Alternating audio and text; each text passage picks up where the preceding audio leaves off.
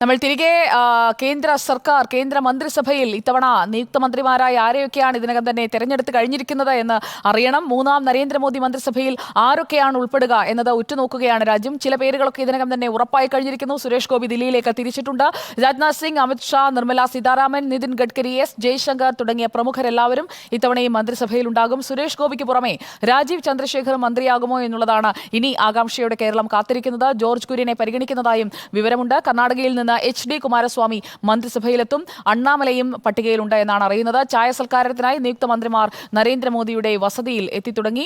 നരേന്ദ്രമോദി 3.0 മന്ത്രിസഭയിൽ ഇപ്പോൾ പുറത്തു വന്നിരിക്കുന്ന പേരുകൾ ഇവയൊക്കെയാണ്: അമിത് ഷാ, രാജ്നാഥ് സിംഗ്, നിതിൻ ഗഡ്കരി, പ്രഹ്ലാദ് ജോഷി, എസ് ജയശങ്കർ, അർജുൻ റാം മേഘ്വാൾ, സർബാനന്ദ സോനോവാൾ, പീയൂഷ് ഗോയൽ, ജ്യോതിരാദിത്യ സിന്ധ്യ, ശിവരാജ് സിംഗ് ചൗഹാൻ, ജിതേന്ദ്ര സിംഗ്, മൻസുഖ് മാണ്ഡവ്യ, അശ്വിനി വൈഷ്ണവ്, മനോഹർലാൽ ഖട്ടർ, കെ അണ്ണാമലൈ, ജിതേന്ദ്ര സിംഗ്, കിരൺ റിജിജു, റാവു ഇന്ദർജിത്, രക്ഷ ഖഡ്സെ, ബസവരാജ് ബൊമ്മൈ, നിർമ്മല സീതാരാമൻ, സുരേഷ് ഗോപി, ശന്തനു താക്കൂർ, ബണ്ടി സഞ്ജയ്, ജിതിൻ പ്രസാദ, HD കുമാരസ്വാമി, അനുപ്രിയ പട്ടേൽ, ജിതൻ റാം മാഞ്ചി, ജയന്ത് ചൗധരി, റാം മോഹൻ നായിഡു, ചന്ദ്രശേഖർ പെമ്മസാനി, രാംനാഥ് ഠാക്കൂർ, ലലൻ സിംഗ്, ചിരാഗ് പാസ്വാൻ, പ്രതാപ് റാവു ജാദവ്, രാംദാസ് അത്താവലെ. ഇത്രയും പേരുകളാണ് ഇതിനകം പുറത്തു വന്നിരിക്കുന്നത്. ശരത് കെ ശശി നമുക്കൊപ്പമുണ്ട്. തത്സമയം ശരത് കെ ശശി, സുരേഷ് ഗോപിയുടെ പേര് ഉറപ്പിച്ചു കഴിഞ്ഞിരിക്കുന്നു. ഇനി അറിയേണ്ടത് കേരളത്തിൽ നിന്ന് കൂടുതലായി ആരെങ്കിലും ഉൾപ്പെടുമോ, അത് ഒരുപക്ഷെ ഇന്ന് സത്യപ്രതിജ്ഞ ചെയ്യുന്നില്ലെങ്കിലും വരും ദിവസങ്ങളിൽ മന്ത്രിസഭയിലേക്ക് എത്തുമോ എന്നതടക്കം ആകാംക്ഷ തുടരുകയാണ്. ഇപ്പോൾ ചായ സൽക്കാരത്തിനായി 11:30 അദ്ദേഹത്തിന്റെ വസതിയിൽ എത്തുന്നവരിൽ നിന്ന് കൃത്യമായ ഒരു വിവരം ലഭിക്കും. കാരണം എല്ലാവരെയും ക്ഷണിച്ചിരിക്കുന്നത് 11:30 പ്രധാനമന്ത്രിയുടെ വസതിയിലെ ചായ സൽക്കാരത്തിനായാണ്. ഇന്ന് സത്യപ്രതിജ്ഞ ചെയ്യുന്നവർ ആരൊക്കെ ആ 30 പേർ, അതിൽ സുരേഷ് ഗോപി ഒന്ന്, ബാക്കി 29 പേരുടെ കാര്യത്തിൽ നമുക്ക് പൂർണ്ണമായ വിവരങ്ങൾ, പൂർണ്ണമായ പട്ടിക ലഭിച്ചോ ശരത്?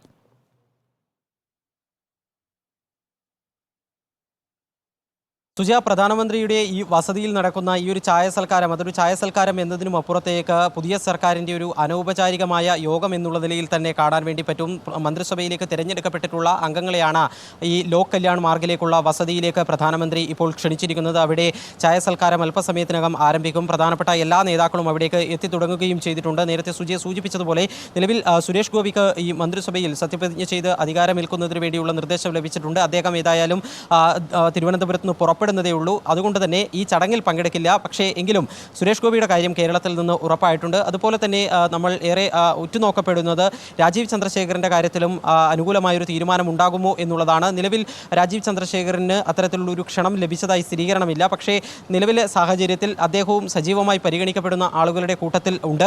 ഇപ്പോഴത്തെ ഒരു സാഹചര്യത്തിൽ മുഴുവൻ ആളുകളുടെയും സത്യപ്രതിജ്ഞ ഉണ്ടാകില്ല, മുഴുവൻ മന്ത്രിമാരുടെയും സത്യപ്രതിജ്ഞ ഉണ്ടാകില്ല എന്നതാണ് BJP വൃത്തങ്ങൾ വ്യക്തമാക്കുന്നത്. അങ്ങനെയാണെങ്കിൽ മറ്റൊരു ദിവസം നടക്കുന്ന സത്യപ്രതിജ്ഞയിൽ കേരളത്തിൽ നിന്ന് മറ്റാരെങ്കിലും മന്ത്രിസഭയിൽ ഇടം പിടിക്കാനുള്ള സാധ്യത ഇപ്പോഴും നിലനിൽക്കുകയും ചെയ്യുന്നു. നമ്മൾ ഏറ്റവും ഉറ്റുനോക്കിയിട്ടുണ്ടായിരുന്ന ഒരു കാര്യം നിർമ്മല സീതാരാമൻ്റെ കാര്യത്തിലായിരുന്നു. ആദ്യം സീനിയറായ രാജ്നാഥ് സിംഗ്, നിതിൻ ഗഡ്കരി, പീയൂഷ് ഗോയൽ, അമിത് ഷാ തുടങ്ങിയവർക്കൊക്കെ തന്നെ ക്ഷണം ലഭിച്ചപ്പോൾ, സത്യപ്രതിജ്ഞയ്ക്ക് ക്ഷണം ലഭിച്ചപ്പോൾ നിർമ്മല സീതാരാമൻ്റെ പേര് ഉണ്ടായിരുന്നില്ല. പിന്നീട് ഒരു മണിക്കൂർ വൈകിയാണ് നിർമ്മല സീതാരാമനെ ഇത്തരത്തിൽ സത്യപ്രതിജ്ഞ ചെയ്യുന്നതിന് വേണ്ടി ക്ഷണം ലഭിക്കുന്നത്.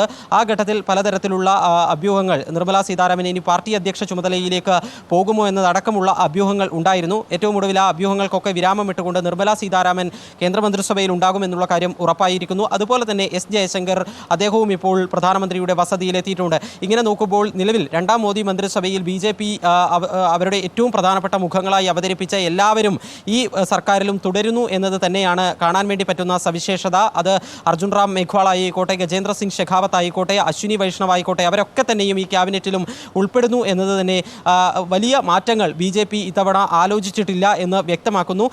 മറ്റ് ചില മേഖലകളിലാണ് ഈ പ്രാതിനിധ്യത്തിൻ്റെ കാര്യത്തിൽ ചില വ്യത്യാസങ്ങൾ വരാൻ വേണ്ടി പോകുന്നത്. അതിലേറ്റവും പ്രധാനം കേരളം തന്നെയാണ്. സുരേഷ് ഗോപി മുരളീധരനായിരുന്നു കഴിഞ്ഞ ക്യാബിനറ്റിൽ ഉണ്ടായിരുന്നതെങ്കിൽ ഇത്തവണ സുരേഷ് ഗോപി അതിൽ വരുന്നു എന്നത് ഒരു സവിശേഷമായ മാറ്റം. വടക്ക് കിഴക്കൻ സംസ്ഥാനങ്ങളുടെ കാര്യത്തിൽ കിരൺ റിജിജു ആയിരുന്നു കേന്ദ്രമന്ത്രിസഭയിൽ വടക്ക് കിഴക്കിൻ്റെ ഒരു മുഖമായി അവതരിപ്പിക്കപ്പെട്ടിട്ടുണ്ടായിരുന്നത്. ഇത്തവണ മറ്റൊരു പ്രധാനപ്പെട്ട നേതാവ് കൂടി വരുന്നു.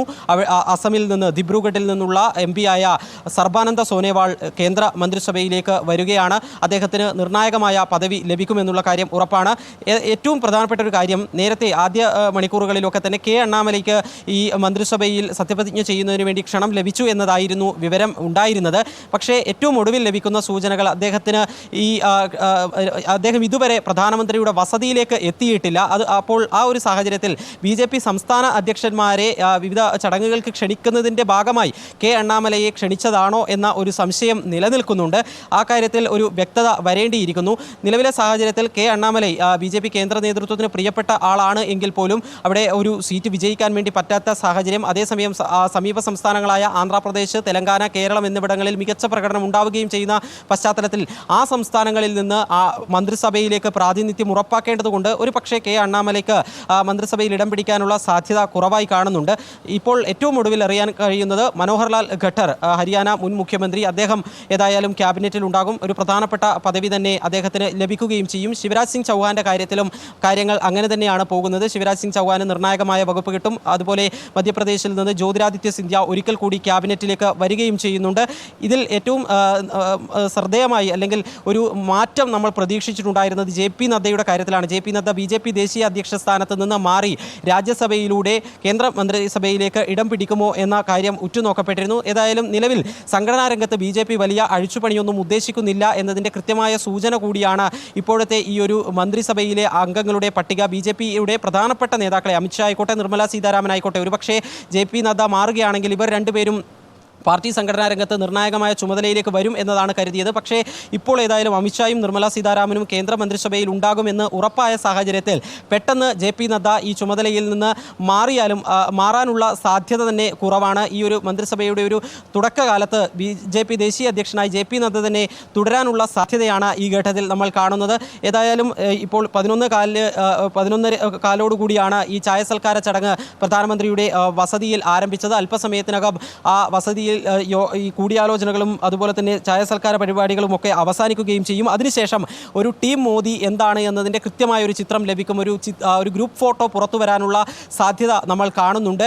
ഈ ഗ്രൂപ്പ് ഫോട്ടോ ഒരുപക്ഷെ പൂർണ്ണമായിരിക്കില്ല. ഞാൻ നേരത്തെ സൂചിപ്പിച്ചതുപോലെ 40ഓളം ആളുകൾക്കാണ് ഇതുവരെ സത്യപ്രതിജ്ഞ ചെയ്യുന്നതിന് വേണ്ടിയുള്ള നിർദ്ദേശം ലഭിച്ചിരിക്കുന്നത്. TDPയും JDUവും കുറച്ചുകൂടി മന്ത്രിസ്ഥാനങ്ങൾ ആവശ്യപ്പെടുന്ന സാഹചര്യത്തിൽ ചില ചർച്ചകൾ പൂർത്തിയാക്കാനുണ്ട്. ആ ചർച്ചകൾ കൂടി പൂർത്തിയായാൽ മാത്രമേ മറ്റ് ചില മന്ത്രിമാരുടെ സത്യപ്രതിജ്ഞ നടക്കുകയുള്ളൂ. എങ്കിലും ഇന്ന് സത്യപ്രതിജ്ഞ ചെയ്യാൻ വേണ്ടി പോകുന്നത് ആരൊക്കെയാണ് എന്നതിനെ സംബന്ധിച്ചിട്ടുള്ള ഒരു കൃത്യമായ രൂപം അല്പസമയത്തിനകം ലഭിക്കും. രാഷ്ട്രപതി ഭവന് ഈ സത്യപ്രതിജ്ഞ ചെയ്യുന്നവരുടെ പട്ടിക നേരത്തെ ഒരു 2 മണിക്കൂർ മുൻപ് കൈമാറിയതായുള്ള വിവരങ്ങൾ ഉണ്ട്. അതിൻ്റെ കൃത്യമായ ആ പട്ടിക നമുക്ക് മാധ്യമങ്ങൾക്ക് ലഭിച്ചിട്ടില്ല എന്നേ ഉള്ളൂ. അതിനുമപ്പുറത്തേക്ക് ആരൊക്കെയായിരിക്കും മന്ത്രിമാർ എന്നതിനെ സംബന്ധിച്ചിട്ടുള്ള വിവരങ്ങൾ രാഷ്ട്രപതി ഭവനിലേക്ക് BJP നേതൃത്വം, NDA നേതൃത്വം കൈമാറുകയും ചെയ്തിട്ടുണ്ട്.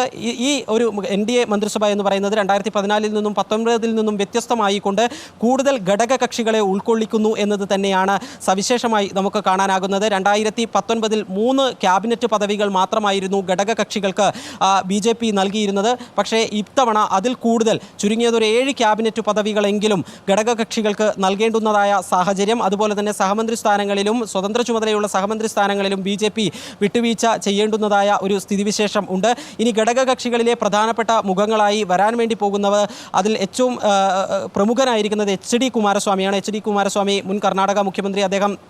അദ്ദേഹത്തിൻ്റെ JDS 3 സീറ്റുകളിൽ മത്സരിച്ച് 2 സീറ്റുകളിൽ വിജയിച്ചിരുന്നു. HD കുമാരസ്വാമി ഏതായാലും ഈ മന്ത്രിസഭയിൽ ഉണ്ടാകും. അദ്ദേഹത്തിന് ക്യാബിനറ്റ് പദവിയാണോ എന്ന കാര്യം വ്യക്തമല്ല. 2 സീറ്റുകൾ മാത്രമേ JDSനുള്ളൂ. അതുകൊണ്ട് ക്യാബിനറ്റ് പദവി ലഭിക്കാനുള്ള സാധ്യത കുറവാണ് എന്നതാണ് ഈ ഘട്ടത്തിൽ അറിയാൻ കഴിയുന്നത്. അതുപോലെ ബീഹാറിലെ മുൻ മുഖ്യമന്ത്രി ജിതൻ റാം മാഞ്ചി, അദ്ദേഹവും ഈ മന്ത്രിസഭയിൽ ഇടം പിടിക്കും. ക്യാബിനറ്റ് പദവി വേണമെന്നതൊക്കെ ആവശ്യപ്പെട്ടിരുന്നെങ്കിലും അദ്ദേഹത്തിന് ഒരു സഹമന്ത്രി സ്ഥാനം മാത്രമേ നൽകാൻ സാധ്യതയുള്ളൂ എന്നതാണ് അറിയാൻ കഴിയുന്നത്. അതുപോലെ തന്നെ ചിരാഗ് പാസ്വാന് ഉറപ്പായും ക്യാബിനറ്റ് പദവി ലഭിക്കും. പ്രധാനമന്ത്രി നരേന്ദ്രമോദി വളരെ വ്യക്തിബന്ധം പുലർത്തുന്ന നേതാവാണ് ചിരാഗ് പാസ്വാന്റെ തെരഞ്ഞെടുപ്പ് പ്രചാരണ പരിപാടികളിലൊക്കെ തന്നെ വളരെ സ്നേഹപൂർണ്ണമായ ഒരു പെരുമാറ്റമായിരുന്നു ചിരാഗ് പാസ്വാനോട് പ്രധാനമന്ത്രി കാഴ്ചവെച്ചത്. അതുകൊണ്ട് തന്നെ ചിരാഗ് പാസ്വാന് ഒരു മികച്ച വകുപ്പ് തന്നെ ലഭിക്കും. ബീഹാറിലെ നിലവിലെ രാഷ്ട്രീയ സാഹചര്യത്തിൽ LJP BJPക്കൊപ്പം നിൽക്കേണ്ടത് നിർണായകമാണ്. BJPയുടെ ഒരു നിലവിലെ സാഹചര്യത്തിൽ അടുത്ത വർഷം അവിടെ നിയമസഭാ തെരഞ്ഞെടുപ്പ് നടക്കാനിരിക്കുന്ന പശ്ചാത്തലത്തിൽ ചിരാഗ് പാസ്വാനെ നല്ല രീതിയിൽ തന്നെ BJP പരിഗണിക്കുന്നു എന്ന് തന്നെ വേണം മനസ്സിലാക്കാൻ. ഇതിൽ എടുത്തു പറയേണ്ടത് ഉത്തർപ്രദേശിൽ കൃത്യമായ ഒരു പ്രാതിനിധ്യം ഏതായാലും ഉണ്ടാകില്ല എന്നുള്ളതാണ്. ഉത്തർപ്രദേശിൽ നിന്ന് BJP മന്ത്രിമാരുടെ എണ്ണത്തിൽ വലിയ കുറവ് വരും. ആകെ 33 സീറ്റുകൾ മാത്രമേ BJPക്ക് ഇത്തവണ അവിടെ വിജയിക്കാൻ വേണ്ടി പറ്റിയിട്ടുള്ളൂ. ആ ഒരു സാഹചര്യത്തിൽ BJP മന്ത്രിമാരുടെ എണ്ണം കുറയുമെന്നുള്ള കാര്യം വ്യക്തമായിട്ടുണ്ട്. ഘടകകക്ഷി മന്ത്രിമാർ എന്നുള്ള നിലയിൽ അവിടെ നിന്ന് അപ്നാദളിൻ്റെ അനുപ്രിയ പട്ടേലും അതുപോലെ തന്നെ RLDയുടെ ജയന്ത് ചൗധരിയും കേന്ദ്രമന്ത്രിമാരാകും. അതുപോലെ തന്നെ രാജ്നാഥ് സിംഗ് അദ്ദേഹവും ഏതായാലും കേന്ദ്രമന്ത്രിസഭയിലുണ്ട്. അതുകൂടാതെ ഇപ്പോൾ ഒരാൾക്ക് മാത്രമാണ് ഉത്തർപ്രദേശിൽ നിന്ന് മന്ത്രിയായി സത്യപ്രതിജ്ഞ ചെയ്യുന്നതിന് വേണ്ടി BJP നിർദ്ദേശം നൽകിയിരിക്കുന്നത്. അത് ജിതിൻ പ്രസാദയാണ്. പിലിഭിത്തിൽ നിന്നുള്ള MP ആണ്. വരുൺ ഗാന്ധിക്ക് പകരം പിലിഭിത്തിൽ മത്സരിച്ച ജിതിൻ പ്രസാദ അവിടെ വിജയിക്കുകയും ചെയ്തിട്ടുണ്ട്. ആ സാഹചര്യത്തിൽ ഉത്തർപ്രദേശിൽ നിന്നുള്ള ഒരു പ്രധാനപ്പെട്ട ബ്രാഹ്മണ മുഖം എന്ന നിലയിൽ കൂടിയാണ് ജിതിൻ പ്രസാദെ ഈ ക്യാബിനറ്റിനകത്ത് ഉൾപ്പെടുത്താൻ BJP തീരുമാനിച്ചിട്ടുള്ളത്. മറ്റ് നേതാക്കൾ ആരും ഇതുവരെ ആ മന്ത്രിസഭയിൽ ഇടം പിടിക്കുന്നതിൻ്റെ ഒരു സൂചനയുമില്ല. കനത്ത തിരിച്ചടിയുടെ പശ്ചാത്തലത്തിൽ കൂടിയാണ് ആ രീതിയിൽ ഉത്തർപ്രദേശിന് കാര്യമായ പ്രാതിനിധ്യം നൽകേണ്ടതില്ല എന്നുള്ള തീരുമാനം BJP കൈക്കൊണ്ടിരിക്കുന്നത്. ഇതിൽ ശ്രദ്ധേയമായ അഭാവം എന്ന് പറയുന്നത് NCPയുടെ കാര്യത്തിലാണ്. NCP ഒരു സീറ്റ് മാത്രമാണ് മഹാരാഷ്ട്രയിൽ വിജയിച്ചത്. അജിത് പവാറിൻ്റെ NCP ആ ഒരു സീറ്റ് വിജയിച്ച ഒരു സാഹചര്യത്തിൽ രാജ്യസഭയിലുള്ള പ്രഫുൽ പട്ടേലിന് കേന്ദ്രമന്ത്രി സ്ഥാനം നൽകും എന്നതായിരുന്നു നമ്മൾ പ്രതീക്ഷിച്ചിരുന്നത്. ആ രീതിയിലായിരുന്നു കഴിഞ്ഞ മണിക്കൂറുകളിൽ കഴിഞ്ഞ ദിവസങ്ങളിലൊക്കെ തന്നെ ചർച്ചകൾ മുന്നോട്ട് പോയത്. പക്ഷേ ഇതുവരെ NCPയുടെ ഒരു MPക്കും സത്യപ്രതിജ്ഞ ചെയ്യുന്നതിന് വേണ്ടിയുള്ള ക്ഷണം ലഭിച്ചിട്ടില്ല എന്നുള്ളതാണ് വളരെ ശ്രദ്ധേയമായ കാര്യം. ഒരു